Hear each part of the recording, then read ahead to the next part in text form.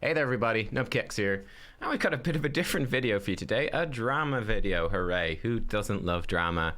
Obviously this is a different type of video. I usually just play video games, so you can let me know if you like this sort of video, if there's anything that should be different, and obviously let me know your thoughts as well on this particular source of drama. But this drama is all about FerociouslySteph. Obviously, I know about her from Heroes of the Storm, because she used to stream lots of Heroes of the Storm. And really the aspect of this I want to focus on, for me, myself, is one of the big reasons this controversy has resurfaced was because of a previous controversy where Steph was campaigning at the time to prevent Heroes of the Storm from adding voice chat because it would lead to discrimination. And that's obviously one of the big reasons this has come up again, is Twitch made a Twitch Safety Advisory Council. And these are the people that are on it. I don't know most of them at all. I obviously know of Steph and Carnage as well. It's actually one of my favorite Twitch streamers, but I have no idea who the rest of them are. But yeah, like obviously, once this came out that the Safety Advisory Council came out, there was a lot of lashback against FerociouslySteph in particular.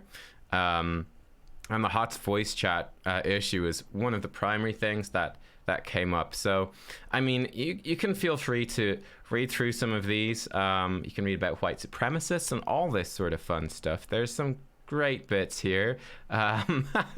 We'll just go down to her original argument. I mean, you guys can dive more into the drama yourselves as you want to. This was the original argument, so this is what I want to look at in this. And obviously, again, the context is that she was making this argument back then, and the concern for a lot of people is that someone who's making this argument is now in a position of power to do similar type stuff.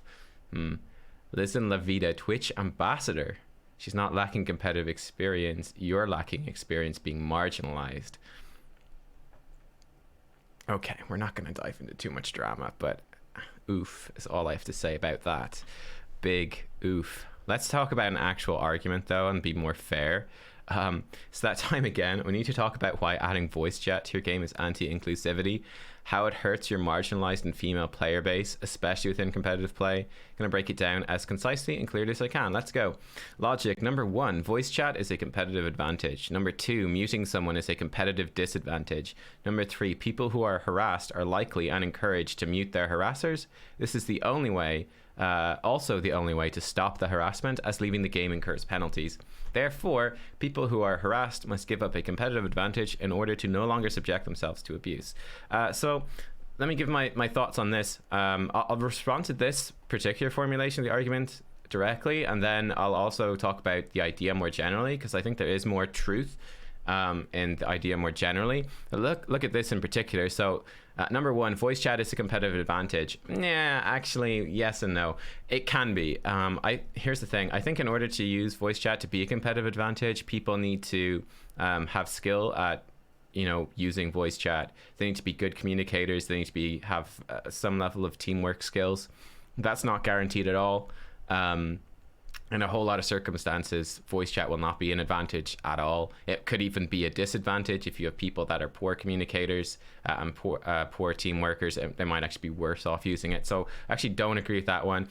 In fact, it's kind of funny, I suppose, to give a modern day perspective, like I guess 2 years on, right, from when this was out, and obviously what happened in the year after, the months, weeks, months, days following when they did actually have voice chat, 'cause of course they did.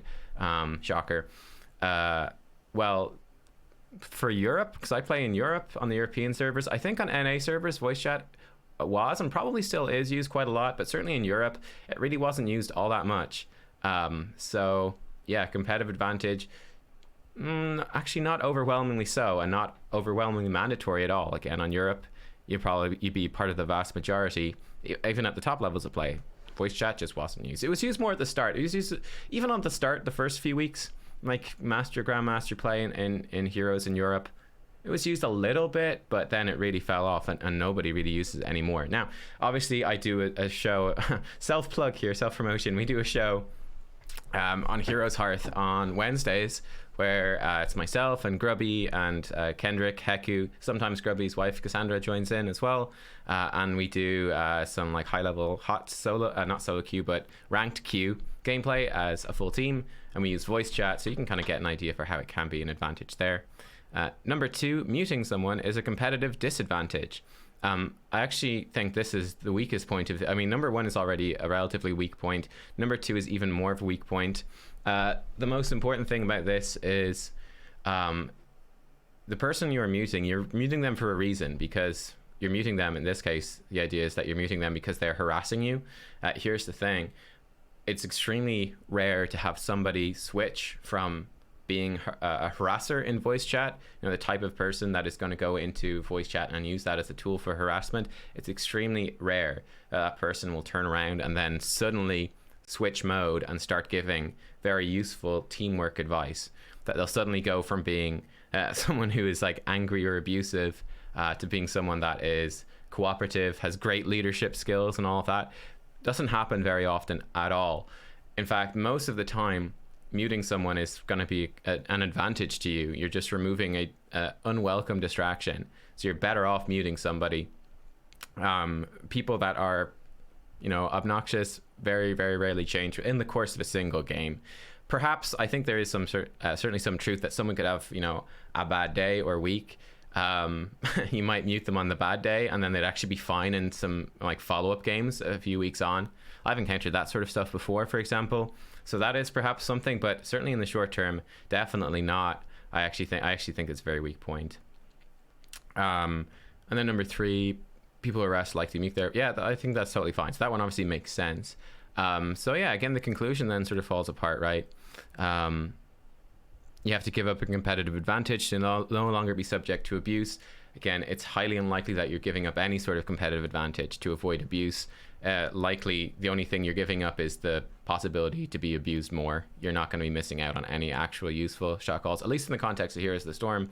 Perhaps in other types of games, this is more true, but certainly in Heroes of the Storm and MOBAs, it is not true.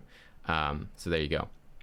I think that breaks down that particular argument. Again, I think it still brings up the point, though, that voice chat it is certainly an avenue for abuse. It is a tool that can be used to abuse people. Of course, it is.